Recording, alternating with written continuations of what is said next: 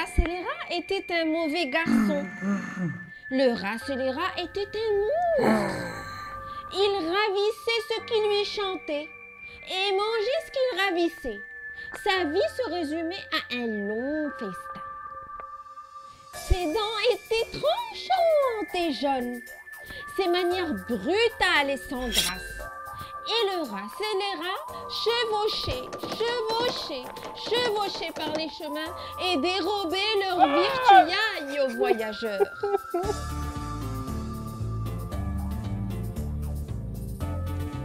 Une lapine qui avançait sur la route en sautillant s'arrêta soudain, les mains en l'air, car lui barrant le passage se tenait le rat scélérat qui cria et dit: Qui va là?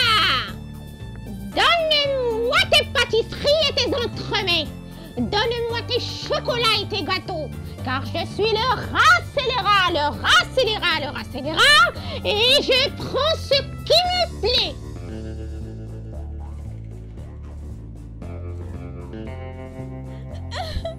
Je n'ai pas de gâteau, répondit la lapine.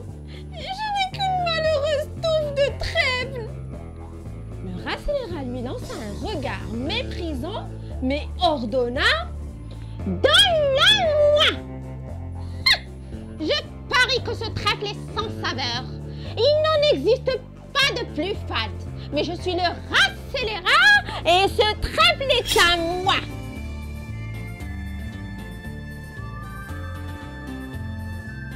Un écureuil qui arrivait en bondissant sur la route s'immobilisa soudain en tremblant comme une feuille. Car tirant sur la bride de son cheval, se tenait le rat scélérat qui tonna: L'amour sous la vie! Donne-moi tes petits pains au lait et tes biscuits. Donne-moi tes éclairs au chocolat, car je suis le rat scélérat. Oui, je suis le rat scélérat et le rat voleur ne partage pas. Je n'ai pas de petit pain au lait, répondit l'écureuil. Je n'ai qu'un malheureux sac de glands. Le brigand s'empara du sac et gronda: Pas de discussion! Aucun doute, ces glands sont pourris. Il n'en existe pas de plus dur. Mais je suis le rat scélérat, et ces glands sont à moi.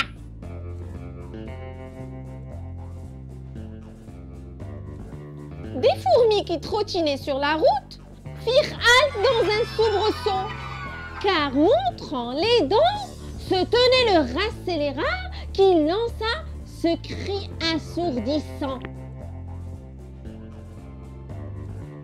Halte! Donnez-moi vos bonbons et vos sucettes. Donnez-moi vos caramels et vos berlingots, car je suis le rat scélérat. Oui, je suis le rat scélérat et personne n'ose me dire blond. Nous n'avons pas de bonbons, répondirent les fourmis. nous n'avons qu'une belle feuille verte. C'est faux, vous ne l'avez plus, déclara le bandit de grand chemin. Cette feuille ne vaut pas un clou et elle est amère. Il n'en existe pas de plus négligeable. Mais je suis le rat scélérat et cette feuille est à moi.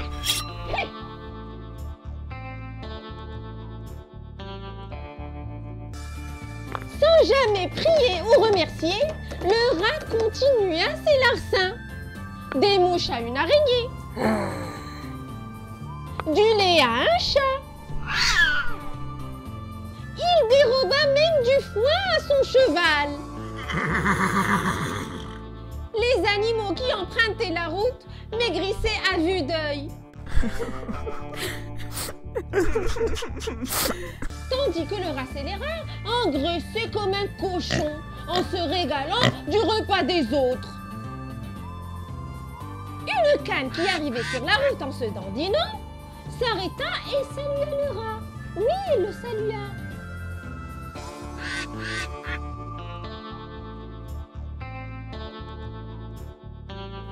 Enchantée, dit-elle. je constate que tu n'as rien. Se plaignit le rat. Dans ce cas, je n'ai plus qu'à te manger. Je doute que tu sois succulente. Il n'en existe sans doute pas de plus coriace que toi. Mais je suis le rat scélérat, le rat scélérat, le rat scélérat. Oui, je suis le rat scélérat et je mangerai bien de la canne au dîner. Attendez, Cancan à la canne, car j'ai une sœur qui possède des friandises plus délectables que moi. Elle serait ravie de faire votre connaissance et vous allez l'apprécier. J'en suis sûre, car au plus profond de sa grotte obscure, tout en haut de la colline, biscuits et petits pains au lait sont légion et vous pourrez manger à satiété.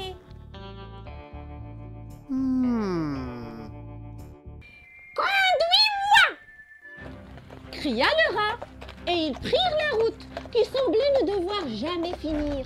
Et ils chevauchaient toujours plus loin, toujours plus haut, virage après virage, jusqu'à ce qu'ils arrivèrent enfin devant une grotte reculée. Et la canne se mit à cancaner.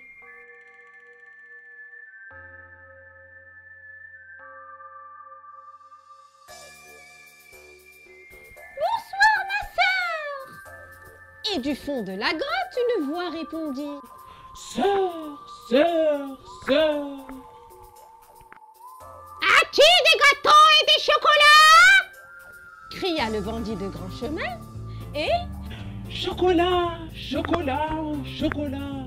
répondit la voix du fond de la grotte. Je viens les chercher. Hurla le rat voleur, ses yeux s'arrondirent de gourmandise. Et Viens les chercher, chercher, chercher. répondit l'amical écho. Le rat scélérat descendit à terre et entra sans tarder dans la grotte. La canne enfourcha sa monture et reprit la route au galop.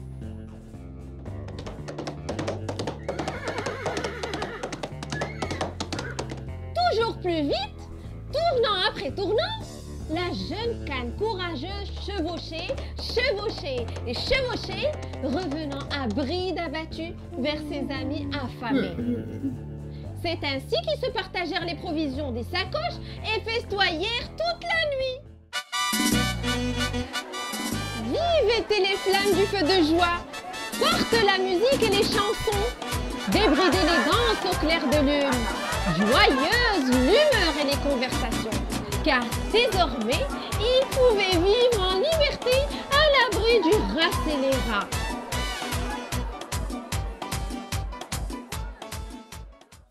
Quant au rat dans la grotte aux échos, il cria et erra tant et plus.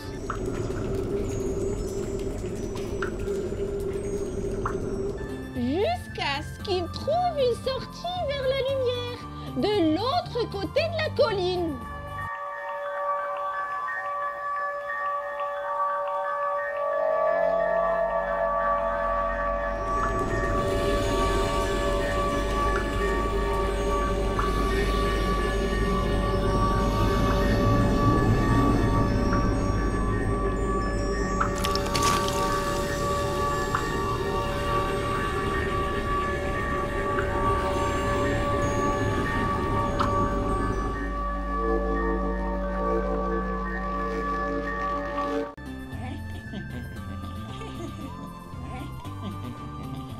Amaigri, grisonnant et docile par les grands chemins, le rat ne vole plus, car il a décroché un emploi dans une pâtisserie, pâtisserie, pâtisserie.